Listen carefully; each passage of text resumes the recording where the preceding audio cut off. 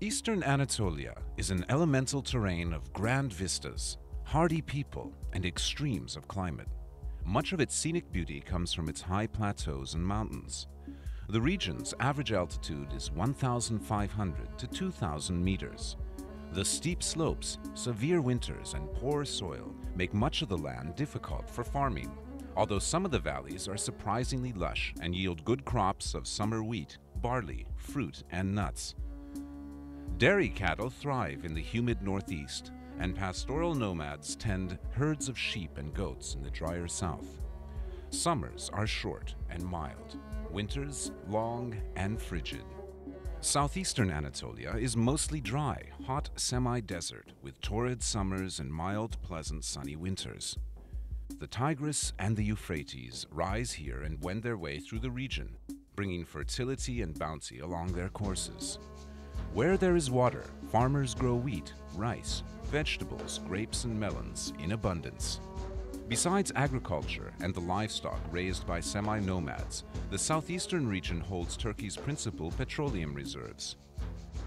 Turkey's eastern and southeastern regions are at the crossroads of history. Camel caravans, pilgrims, and armies marched through on their way between Europe, Asia, the Middle East, and Africa, leaving their mark on the region's cities and towns.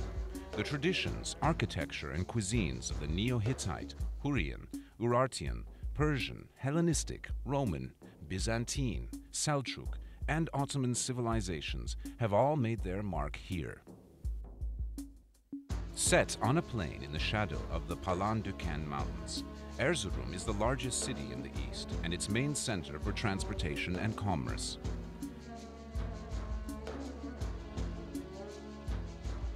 Although mostly modern, Erzurum boasts a citadel dating from Byzantine times, many spectacular Seljuk Turkish mosques, medreses or theological schools, and monumental tombs, as well as several important Ottoman-era mosques and a lively bazaar.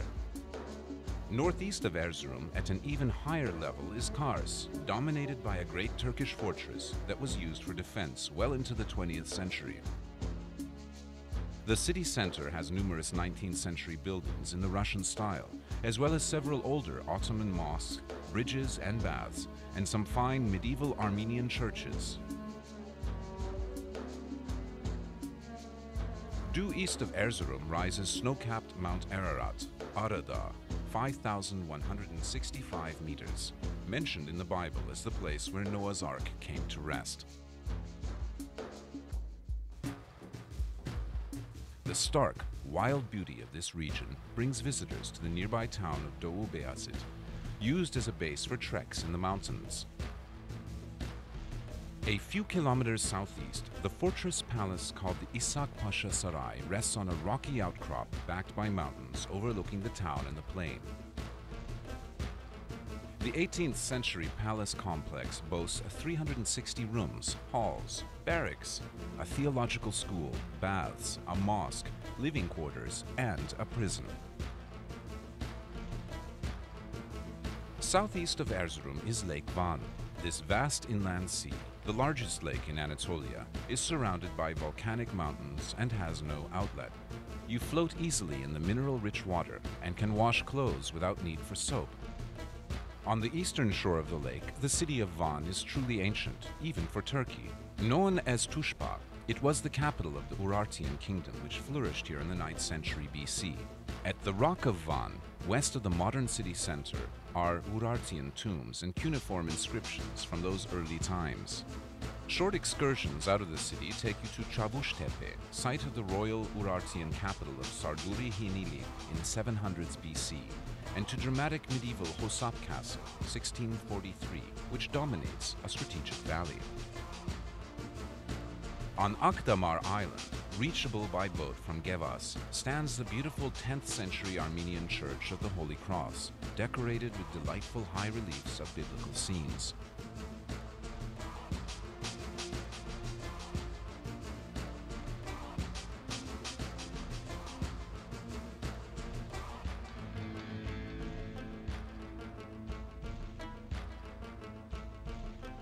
In southeastern Anatolia, Gaziantep is an ancient town that has become the region's modern commercial and financial center. The textile industry brings much of the wealth, but the city is known and loved throughout Turkey for something else, its pistachio nuts.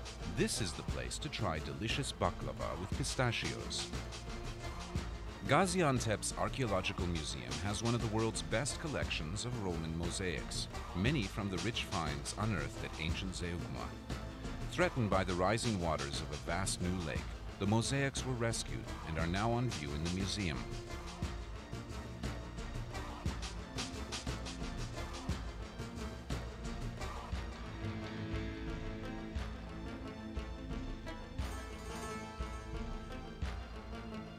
One of the most astonishing monuments in all of Turkey is the 2,000-meter-high summit of Mount Nemrut. The entire mountaintop is actually a gigantic burial mound. On its east and west sides are temples with colossal stone statues portraying the gods and Antiochus I Epiphanes, the king who built the temples 2,000 years ago and who may be buried beneath the burial mound.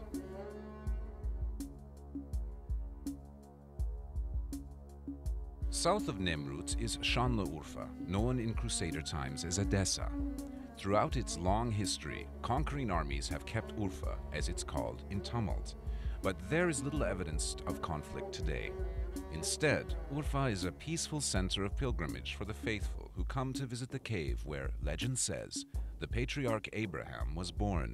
Speaking of Abraham, the Bible's book of Genesis says that he lived for a time in nearby Haran, a town of ancient-looking beehive-shaped houses made of mud brick.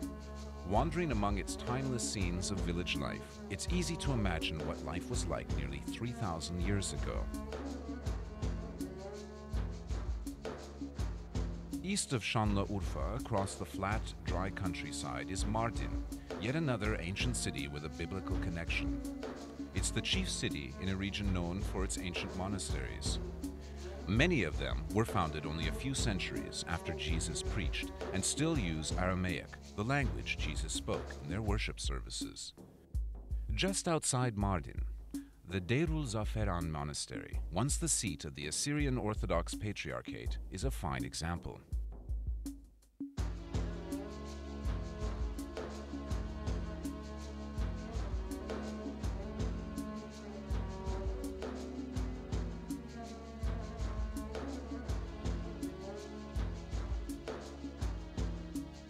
The entire southeastern region has been greatly affected by the Southeastern Anatolia Project, or GAP, the largest regional development project ever undertaken in Turkey.